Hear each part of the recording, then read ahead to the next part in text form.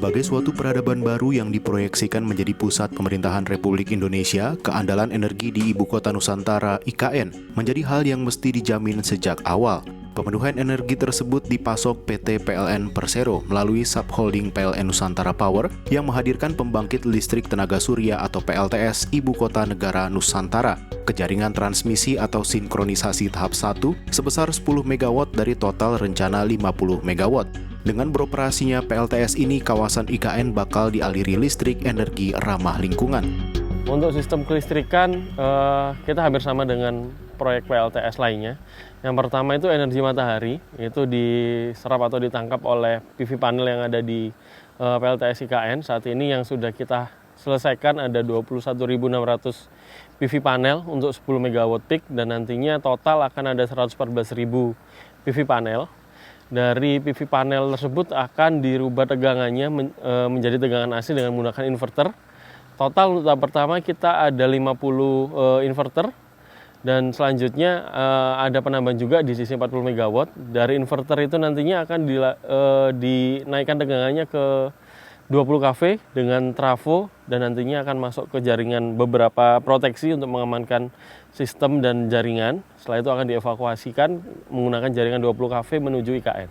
Nah, nanti menuju IKN juga ada beberapa gardu hubung yang nantinya akan masuk ke dalam persil-persil atau bangunan-bangunan yang ada di IKN. Untuk mendukung kawasan IKN, PLN bakal membangun pembangkit berkonsep Green and Smart Electricity. Seluruh pembangkit yang melistriki IKN berasal dari energi ramah lingkungan dan proses bisnis kelistrikannya akan berbasis sistem digital canggih. Jika dibandingkan pembangkit listrik konvensional seperti PLTU yang menggunakan batu bara, PLTS lebih unggul dari segi efisiensi serta zero emisi. Iya, kalau keunggulan yang pertama kita tidak membutuhkan bahan bakar, kita tidak ada emisi. Secara maintenance boleh dikatakan kita lebih mudah ya, kita bisa melakukan controlling secara integrasi, maksudnya manpower yang dibutuhkan untuk mengoperasikan PLTS ini bisa lebih minim, bisa lebih diefisiensikan lagi. Bahkan kalau memang sudah cukup mature, sudah kita bisa lakukan, PLTS ini bisa dilakukan controlling dari jarak jauh. Kalau target kita produksi per tahun 50 MW itu kurang lebih 93 GW ya. Itu kurang lebih setara dengan 43.000 ton per tahun. Jadi estimasi emisi yang bisa direduksi dengan adanya PLTS itu kurang lebih 43.000 ton per tahun.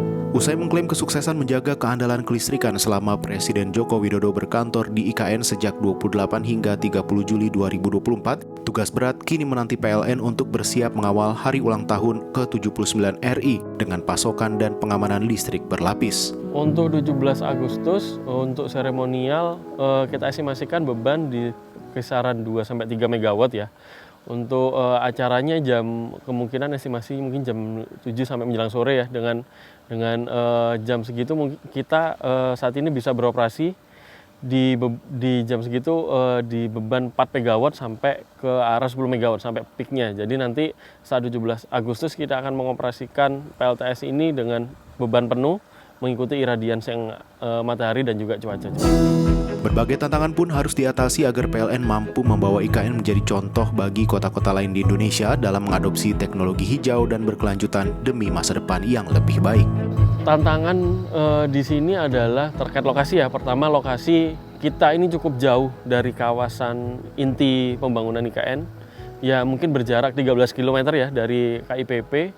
Akses kita membuka jalan sendiri. Kebetulan juga ada beberapa jalan hutan industri yang kita gunakan, medannya juga cukup menantang.